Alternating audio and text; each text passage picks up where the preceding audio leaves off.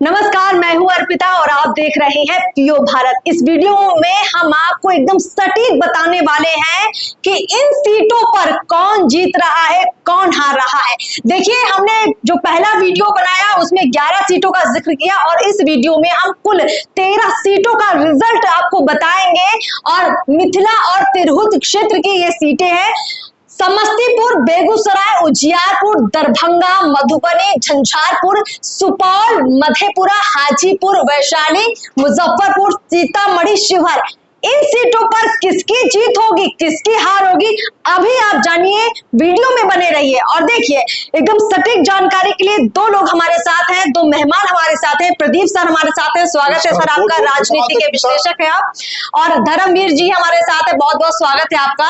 और चर्चा की शुरुआत में सबसे पहले आप दोनों से हम ये भी समझेंगे कि हमने भी ग्राउंड पर जाकर एक अपना एनालिसिस किया है। हम चाहेंगे कि जो आप लोगों का एनालिसिस है, जो आप लोगों का अपना सर्वे है प्लस हमारा सर्वे है, तीनों को मिलाकर हम दर्शकों को बताएं कि यहाँ पर किसकी जीत है, किसकी हार है। शुरुआत हम चाहेंगे आप समस्तीपुर से करिए। आपके हिसाब से समस्तीपुर कौन जीत रहा है? देखिए अर्पिता, ये है कि गंगा के पार की ये सभी सीटें हैं, ठीक है। और गंगा के पार में लगता है कि इस पिछले लोकसभा चुनाव में ये 13 के 13 सीट सभी एनडीए के पास थी, ठीक है। लेकिन इस बार ऐसा 13 का 13 एनडीए के खाते में जाते हुए नहीं दिख रही है और एनडीए को भारी नुकसान होने जा रहा है। अच्छा, ठीक है। जिस प्रकार का सोशल इंजीनियरिंग तेजस्वी यादव ने किया और एनडीए की कमजोर रणनीति और स्थानीय सांसदों के प्रति जो एंटी इनकम्बेंसी था, वो एनडीए को काफी महंगा पड़ रहा है। तो इस लिहाज से अगर समस्तीपुर की बात कर रहे हैं सबसे पहले, तो समस्तीपुर में कौन जीत रहा है, कौन हार रहा है? अर्पिता, समस्तीपुर में इस बार दोनों गठबंधन से नए कैंडिडेट थे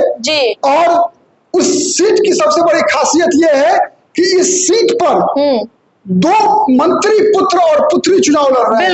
नीतीश कुमार की कैबिनेट है, नीतीश कुमार की कैबिनेट, नीतीश कुमार की पार्टी के दो नेता अशोक चौधरी और महेश्वर हजारी के पुत्र एवं पुत्री लोजपा और कांग्रेस के टिकट पर इस सीट से टकरा रहे हैं। और कांटे की लड़ाई में अभी दिख रहा है कि कह सकती है कि ग्लैमर जी आगे दिख रही है। अशोक चौधरी की पुत्री बहुत ही कम मार्जिन से जीतती हुई दिख रही है।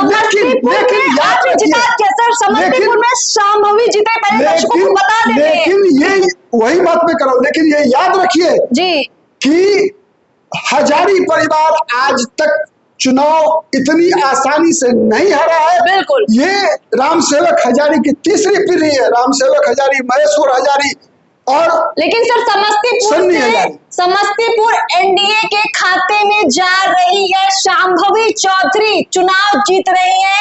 लोजपा की टिकट मार्जिन से बेहद कम मार्जिन से शांभवी चौधरी चुनाव जीत रही है। समस्तीपुर से लोजपा की टिकट पर चुनाव में खड़ी हुई थी और यहाँ से फिलहाल उनको जीत मिल रही है। सर, बेगूसराय का रुख कर लेते हैं। ये सीट भी काफी हॉट सीट है। देखिए, बेगूसराय का जो मामला है, कहीं ना कहीं एंटी इनकम्बेंसी हमने भी देखी बेगूसराय में, लेकिन फिर भी मोदी फैक्टर हो या स्थानीय मुद्दे की बात हो, विकास की बात हो, कुल मिलाकर यहाँ बेगूसराय में कौन जीत रहा है, क्या लग रहा है आपको? देखिए, बेगूसराय में लड़ाई फंसी हुई है।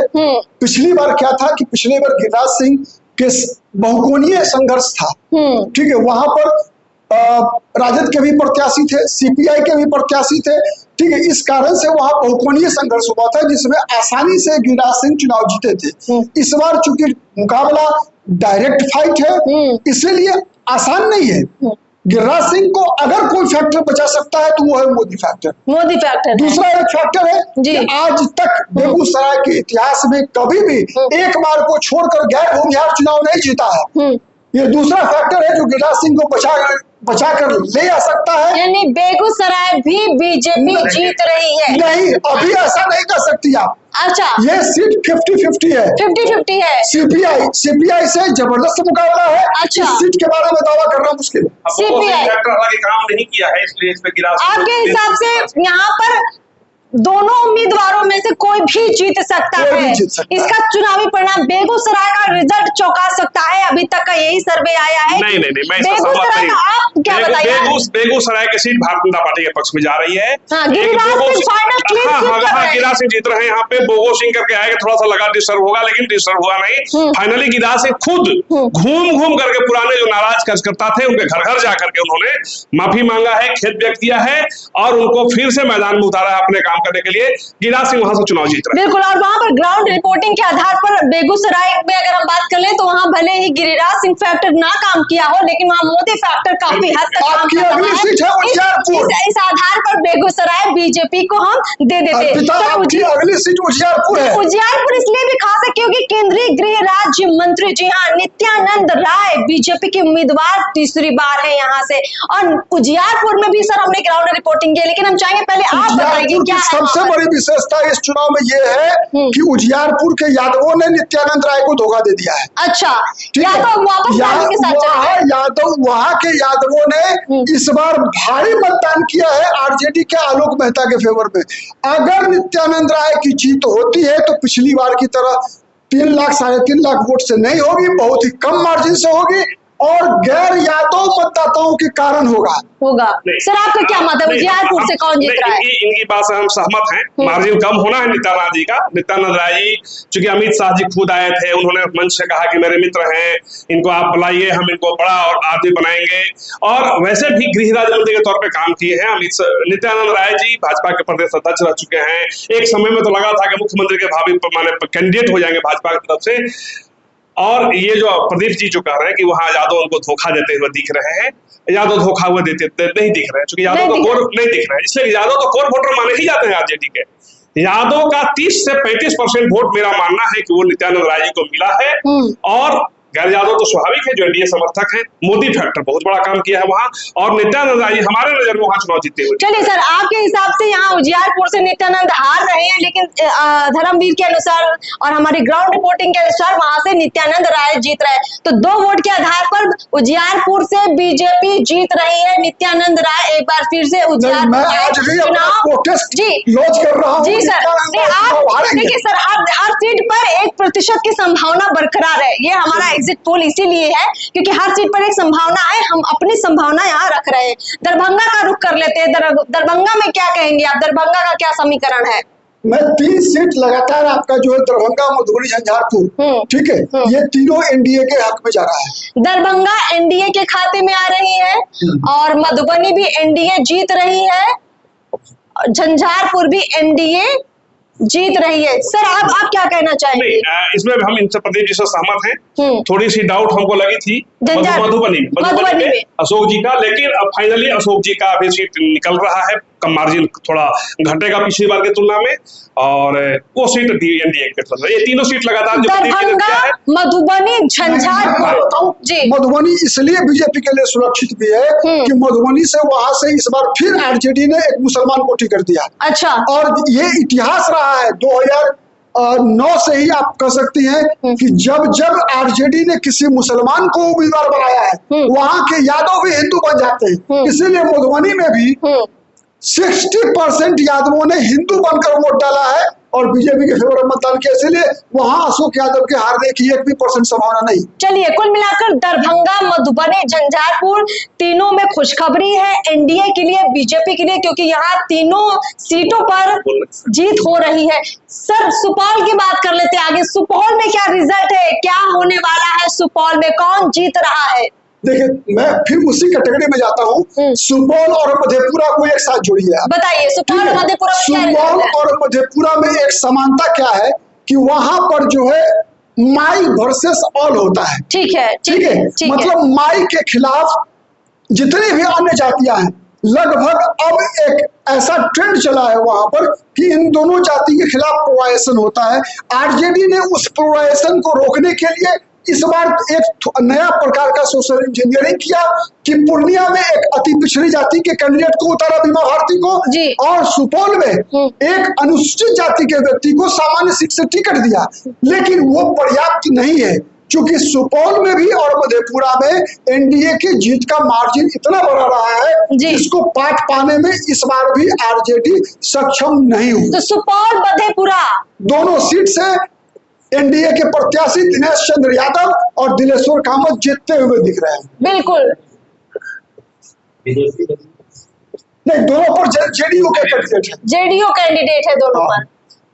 चलिए, ये जेडीयू के लिए भी खुशखबरी है कि सुपौल और मधेपुरा दोनों उनके खाते में जा रही हैं। सर आगे जो हाजीपुर है, हाजीपुर बेहद हॉट सीट है। देखिए चिराग पासवान की चर्चा सिर्फ बिहार में नहीं, बिहार से बाहर भी है। अब चिराग पासवान की जो कैंडिडेट जो उम्मीदवारी है इसलिए भी खास है क्योंकि ये जम्मू छोड़कर आए हैं हाजीपुर, चाचा से सीट ले ली है। बीजेपी ने भी भरोसा दिखा दिया है। जनता ने भरोसा दिखाया है कि नहीं दिखाया है? नहीं, जनता ने भरोसा दिखाया है, लेकिन एक चीज जो लोग कह रहे थे कि नहीं रामविलास पासवान का रिकॉर्ड तोड़ेंगे, ऐसी कोई बात नहीं है जी।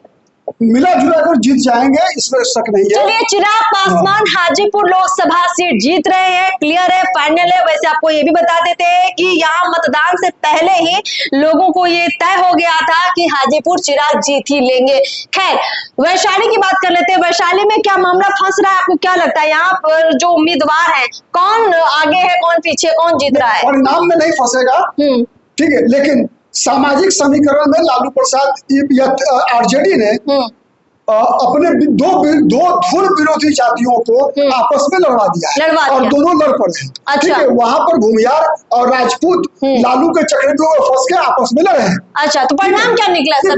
परिणाम चूंकि देखिए संभावना क्या है, मैं बता रहा हूँ ना। देखिए, संभावना ये है कि मुन्ना शुक्ला भूल गए कि छोटन शुक्ला और भुटकुन शुक्ला की हत्या कैसे हुई। मुन्ना शुक्ला भूल गए हेमंत शाही की हत्या कैसे हुई, लेकिन वहां की जनता ने याद रखा है। तो जनता ने क्या किया है फिर? जनता उनसे बची है। अच्छा, तो एनडीए के खाते में जा रही है। अभी तक का रिकॉर्ड ये रहा है कि जनता भूलती है और नेता याद रखते हैं। हाँ। लेकिन प्रदीप जी का कहना है कि जनता याद रखी है और नेता भूल गए। वैशाली सीट की आप बात कर रहे हैं? हाँ, वैशाली सीट की बात कर रहे हैं। मतलब नेता जो है अपनी खून का सौदा कर सकते हैं। अब जनता भी कर सकती है कि नहीं कर सकती है, ये वैशाली होगा। तो वीणा देवी यहाँ से, हालांकि जैसा कि हमको भी जानकारी मिला कि वहाँ पे कुछ कार्यकर्ताओं का भी हृदय परिवर्तन हुआ है। अच्छा, तो फाइनल बताइए। फाइनल नहीं, यहाँ पे फाइनल बताना हमारे लिए बहुत मुश्किल है। 90% आप बताइए। एनडीए, वैशाली से आप एनडीए को दे रहे हैं, ठीक है, वैशाली से एनडीए फिलहाल जीत रहे हैं। यहाँ पे काफी हद तक मोदी फैक्टर भी काम कर रहा है वैशाली। मोदी फैक्टर, चिराग पासवान का भी फैक्टर है वहाँ। चिराग पासवान और मोदी फैक्टर। तीसरा एक और फैक्टर है जी। पहले चुनावों में क्या होता था वहाँ पर वैशाली में कि प्राय दोनों गठबंधन से राजपूत लड़ा करते थे, ठीक है, तो राजपूत का वोट बटता था। इस बार राजपूत का वोट नहीं बट रहा है वहाँ। राजपूत का वोट जो है पूरा का पूरा एनडीए की ओर में जा रहा है, तो लेकिन बदले में भूमिहार का थोड़ा वोट बट रहा है, तो कोई अंतर नहीं आ रहा है। कुल मिलाकर यहाँ पे वैशाली में एनडीए के उम्मीदवार जीत रही हैं, यानी लोजपा की कैंडिडेट जीत रही हैं। मुजफ्फरपुर चलते सर, मुजफ्फरपुर का फाइनल बताइए, परिणाम क्या आने वाला है? मुजफ्फरपुर में भी प्रयास काफी हद तक हुआ कि एनडीए का जो आधार वोट है भूमिहारों को तोड़ने का जबरदस्त प्रयास हुआ, लेकिन अंतोगत्वा लेकिन उतना ही प्रयास महागठबंधन में भी हुआ, क्योंकि महागठबंधन में जो पहले संभावित उम्मीदवार थे वो थे विजेंद्र चौधरी जी। महागठबंधन से बहुत सारे भूमिहार जाति के प्रत्याशी उम्मीदवार होने वाले थे, व्यक्ति थे जो उम्मीदवार हो सकते थे, लेकिन उनको टिकट नहीं मिला। टिकट मिला भारतीय जनता पार्टी के पूर्व सांसद जिनको की एंटी इनकम्बेंसी के कारण बीजेपी ने टिकट काट दिया और कांग्रेस ने अपना लिया, तो इसीलिए वहां पर एनडीए चुनाव जीतती हुई दिख रही है। मार्जिन पहले वाला नहीं होगा, लेकिन चुनाव जीतते हुए एंटी इनकम्बेंसी का फैक्टर चला गया कांग्रेस। बिल्कुल, मुजफ्फरपुर में बहुत दिलचस्प रहा कि 2019 में पक्ष विपक्ष में जो थे वो इस बार आपस में पक्ष विपक्ष हो गए, अल्टी पल्टी हुई है, कैंडिडेट वही दोनों है जो 2019 में, लेकिन एनडीए जीत रही है, बीजेपी जीत रही है। मुजफ्फरपुर से बीजेपी की जीत तय है। सीतामढ़ी की बात कर लेते सर, सीतामढ़ी से क्या परिणाम सामने आ रहा है? दोनों की बात में एक साथ जोड़ रहा हूँ, सीतामढ़ी और शिवहर दोनों में। बीजेपी ने नीतीश कुमार को एडजस्ट करने के लिए दोनों सीटों का बलिदान कर दिया, बीजेपी बलिदान कर दिया है। अच्छा। और आरजेडी को वॉक ओवर दे दिया वहां। ठीक है, तो आरजेडी दोनों सीटें आरजेडी अच्छे मार्जिन से जीतेगी। सीतामढ़ी आरजेडी के खाते में जा रही है और शिवहर भी आरजेडी। सीतामढ़ी पर हम एग्री नहीं कर रहे हैं। अच्छा, सीतामढ़ी में आप एग्री नहीं कर रहे हैं, आपके हिसाब से क्या हो सकता है? सीतामढ़ी में जेडीयू प्रत्याशी एनडीए को सीट जा रही है, वो सीतामढ़ी आपके हिसाब से? हाँ, तमाम वैश्यों की नाराजगी के बावजूद वो सीतामढ़ी की सीट एनडीए के। चलिए 50-50 कर लेते हैं यहाँ पर। सीतामढ़ी शिवहर आरजेडी को जा रहा है।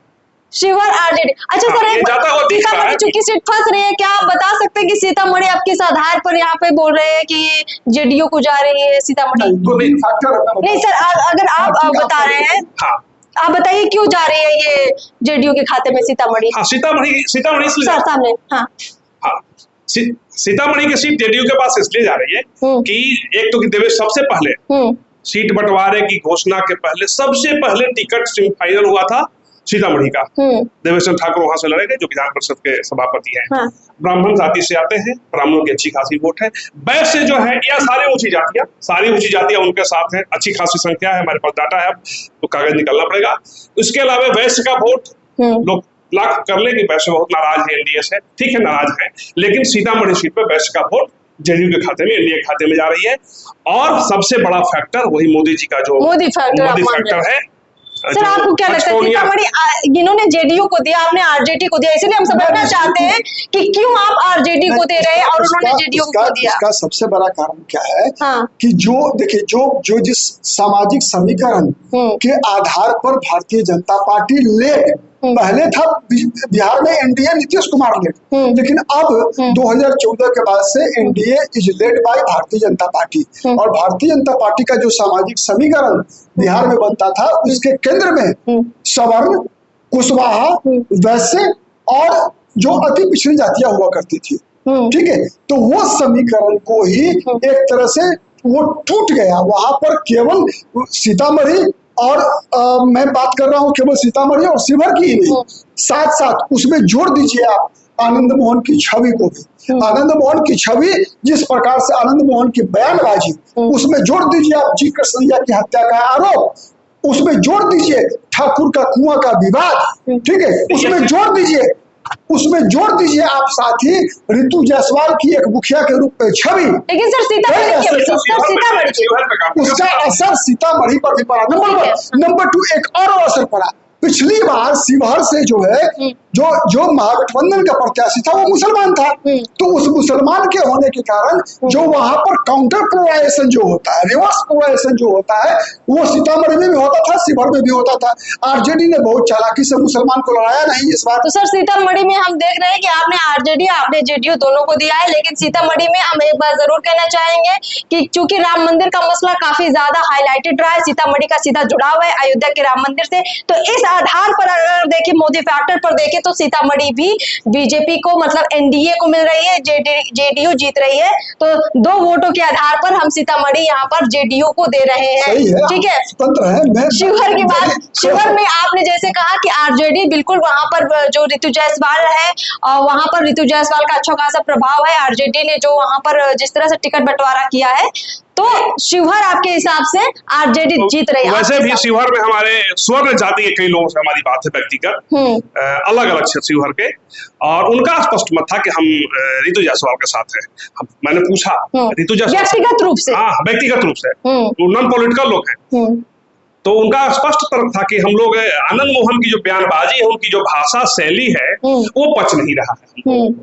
और ऋतु जायसवाल का जो काम का जो तरीका है, मुखिया से उठ के आई है, भारत में सर्वश्रेष्ठ मुखिया का पुरस्कार प्राप्त किया है, उसकी छवि, भाषा, बोलचाल, व्यवहार सब आरजेडी की छवि सिंबल होने के बावजूद उस पे उसकी छवि काफी अच्छी है। ऊंचे वर्ग के लोग, ऊंची जाति के जो लोग हैं, स्वर्ण मतदाता है, वो उससे काफी प्रभावित है। उनसे जो हमको बातचीत हमको लगा कि ये सीट जो है आरजेडी को जा रहा है। चलिए फाइनल कर देते हैं हम, शिवहर में आरजेडी जीत रही है, आप दोनों का एक मत है और यहाँ पर हम आरजेडी को जिता देते हैं यहाँ से। चलिए कुल मिलाकर हम फाइनल रिजल्ट बता देते हैं कि क्या आया दर्शकों को। समस्तीपुर से एनडीए जीत रही है। सर बेगूसराय की बात कर लेते हैं, बेगूसराय में बीजेपी जीत रही है, उजियारपुर में BJP, Darbhanga BJP, Madhubani BJP, Jhanjharpur BJP, 8 जी 9 10 जी 11 12 केवल एक शिवहर जा रहा है। केवल एक शिवहर की बात नहीं है सर, यहाँ पर एक सीट फंस रही थी। हम बता रहे हैं आपको कि यहाँ पर आपने देखा होगा कि ये बेगूसराय सीट थी जिस पर 50-50 का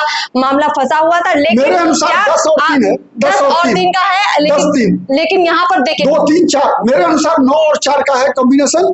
9 seat Bharatiya Janata party lead NDA को जीतती हुई दिख रही है और 4 सीट महागठबंधन को, इंडिया अलायंस। लेकिन समस्तीपुर में एनडीए, बेगूसराय में बीजेपी, उजियारपुर में बीजेपी, दरभंगा में NDA, Madhubani NDA, Jhanjharpur NDA, Supaul NDA यानी जेडीयू के कैंडिडेट, मधेपुरा एनडीए यानी जेडीयू के कैंडिडेट, हाजीपुर से लोजपा एनडीए कैंडिडेट, वैशाली से एनडीए यानी लोजपा की कैंडिडेट जीत रही है, मुजफ्फरपुर से एनडीए यानी बीजेपी के कैंडिडेट जीत रहे हैं, सीतामढ़ी से जदयू के कैंडिडेट जीत रहे हैं यानी कि एनडीए, शिवहर आरजेडी। तो टोटल देखा जाए तो यहाँ पर आपका जो आकलन है वो 13 सीटों में से 12-1 का है। चलिए, बहुत अच्छा लगा कि यहाँ पर जो 13 सीटें हैं हमारे अनुसार और 2 लोगों के जो हमारा सर्वे है, जो हमारा आकलन है उसके अनुसार 13 में से 12 सीटें एनडीए के खाते में और 1 सीट इंडिया गठबंधन के खाते में, और जो सर का अपना आकलन है उसके अनुसार 13 में से 10 सीटें 9 सीटें और 4 सीटें महागठबंधन में। चलिए सर, बहुत अच्छा लगा आप दोनों से चर्चा करके। तो हमने एग्जिट पोल दे दिया है और हमारे इस एग्जिट पोल को हल्के में आप बिल्कुल मत लें, क्योंकि बेहद सटीक सर्वे हम लोगों ने किया है। उम्मीद यही है कि जो हमारा एग्जिट पोल होगा, जब एग्जैक्ट परिणाम आएगा तो इससे एकदम मेल खाएगा। और सीटों का क्या एग्जिट पोल है वो भी जरूर देखें अगले वीडियो में। बहुत बहुत शुक्रिया आप दोनों का बातचीत के लिए।